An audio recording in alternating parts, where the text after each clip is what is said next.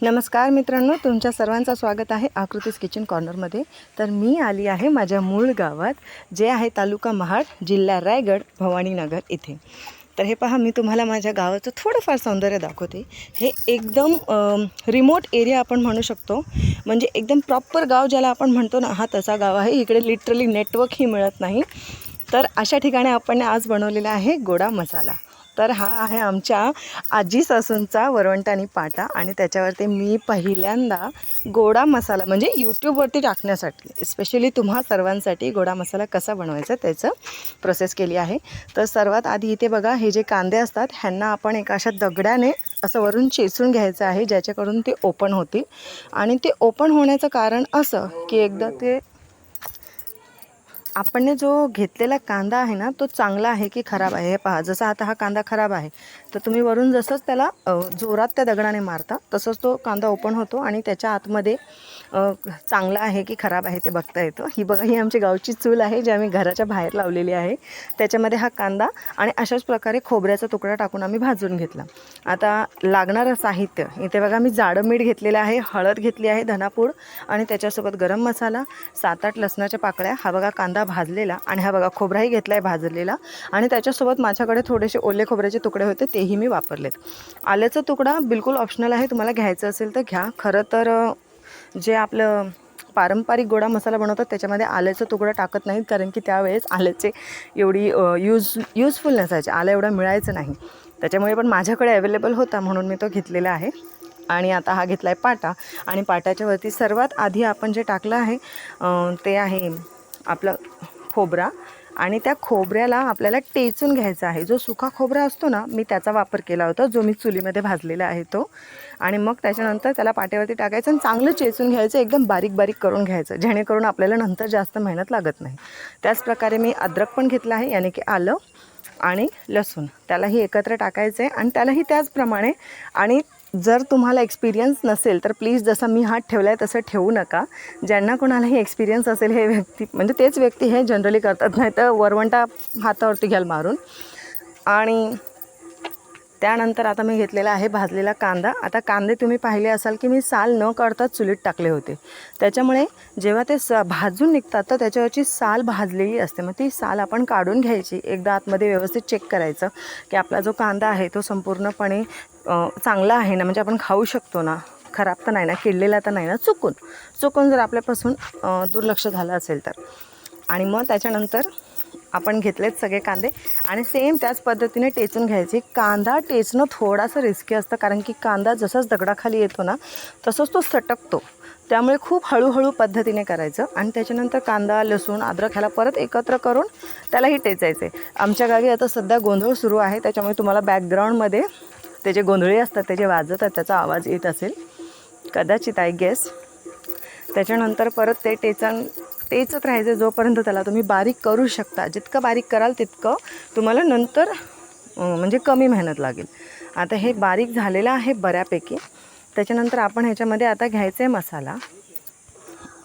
तर मग आता ह्याच्यामध्ये आपण सगळे मसाले टाकायचे, जो जाडा मीठ, हळद, धणापूड आणि गरम मसाला आपण घेतला आहे तो, आणि तो पण त्याच्यासोबत टेचून किंवा डायरेक्टली तुम्ही आता ज्या प्रकारे बघा दोन्ही हाताचा वापर करायचा आहे, दोन्ही साईडला वरवंट्याला पकडायचं आहे आणि स्टार्ट करा। मागे पुढे आपण जस्ट आपल्याकडे खेचायचं आणि त्याच्यानंतर we have to leave it. आणि हे बघा, खूप सोप्या पद्धतीने असं थोडंसं प्रेस करावा लागतो। जर आमचा हा पाटा जो आहे ना तो आजी सासूच्या काळातला आहे, म्हणजे त्यांनी घेतलेला आहे, त्याच्यामुळे त्याच्यावरती आता इतकी धार नाही आहे, त्याच्यावरची एक धार असते ती आता कमी झालेली आहे, त्याच्यामुळे मला थोडंसं जास्त कसरत करावी लागणार आहे। बट जर का तुमचा पाटा एकदम नवीन असेल आणि नवीन त्याला हे करून टाकलं असेल ना, त्याला टाके वगैरे दिले असतील तर खूप इझिली होतं, बट तेच हाताला कधी कधी लागतंही जोरात। तर हे बघा, असं ह्या पद्धतीने पुल करायचं। जसंच तो मसाला आपल्याकडे सरकत जाईल त्याला परत पुढे घ्यायचं। ह्या प्रोसेस तुम्हाला फॉलो करायचं आहे। आता हे जवळपास असं 3-4 वेळा तुम्हाला करायचे, जेणेकरून तुमचा मसाला जो आहे तो खूप छान पद्धतीने तयार होतो। खरंच सांगायचं तर हे तुम्ही मिक्सरलाही लावू शकता, पण जी चव ह्या वरवंट्या पाट्यावरच्या मसाल्याला येते ना, ती चव नाही। हे बघा, माझे एक राऊंड झालेलं आहे। आता मी त्याला पुन्हा गोळा केला आणि आता परत त्याचं सेकंड राऊंड करणार आहे। तर सेकंड राऊंड पण सेम प्रोसेसमध्ये करायचं आहे, आणि असंच तुम्हाला जितका बारीक हवे तितके राऊंड तुम्ही करायचे। हे कंटिन्यू तुम्ही 3-4 वेळाही करू शकता। तर मी जवळपास 3 वेळा राऊंड केले आणि माझा मसाला मला हवा इतका बारीक झालेला आहे।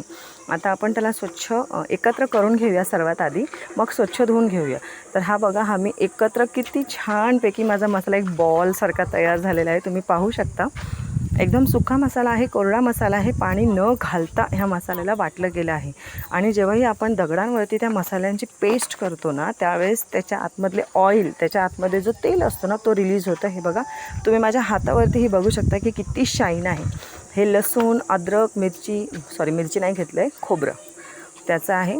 त्याच्यानंतर आता मी त्याला त्या सेम प्लेटमध्ये काढून घेतलेलं आहे. ही पण माझ्या आजी सासूचीच प्लेट आहे. तर चला आता आपण त्याला धुवून घेऊया. सर्वात आधी वरवंट्याला उभं करायचं, त्याच्यानंतर स्वच्छ पिण्याचं पाणी घ्यायचं आणि त्याच्याने त्याला धुवून घ्यायचं. आमच्याकडे विहिरीचं पाणी येतं, म्हणजे मी तुम्हाला विहीरही दाखवेल नंतर की आमच्या इकडेची विहीर कशी आहे ती. आणि त्याच्यानंतर आता पहा, हे बघा, मी हळूहळू करून सगळीकडे जो इथं साईडला मसाला लागलेला आहे तो गोळा करत आहे. आणि गोळा करून हा झाला. आता ह्या पाण्याला खरी चव तुम्हाला ऐकायला येत असेल का? गोंधळ सुरू आहे, गोंधळ.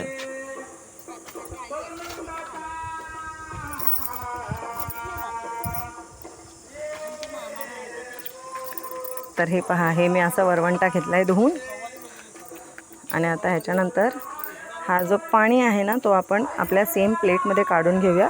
आता हा जो पाटा आहे त्याला एका साईडला आहे ना असं गॅप दिलेला आहे. मी तुम्हाला दाखवते. हा बघा, हा जो गॅप आहे ना, तिथून तुम्ही जितकंही पाणी आहे ना ते सगळं त्याच्यामध्ये गोळा करू शकता.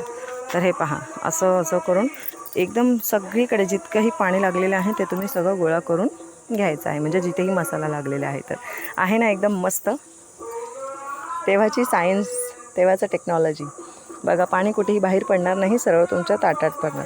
आणि ह्या गोड्या मसाल्याला जी चव आहे, म्हणजे लिटरली तुम्ही गरमागरम भाकरीसोबत हा मसाला खायला घेऊ शकता. इतकी सुंदर ह्याची चव लागते. तर तुम्ही जेव्हाही गावी जाणार ना, तेव्हा नक्कीच अशा पाट्यावरती, मुंबईमध्ये किंवा शहरामध्ये असा पाटा वरवंटा वगैरे मिळत नाही, बट मला मिळालं तर म्हटलं चला तुमच्या सर्वांबरोबर एकदा शेअर करूया. आता हा बघा, आपला फायनल मसाला जो आहे, गोडा मसाला, तो रेडी आहे. आता ह्याच्या पुढे आपण ह्याला भाकरीबरोबर खा, नाहीतर आमटी करा, काहीही करा, बट इट इज रेडी.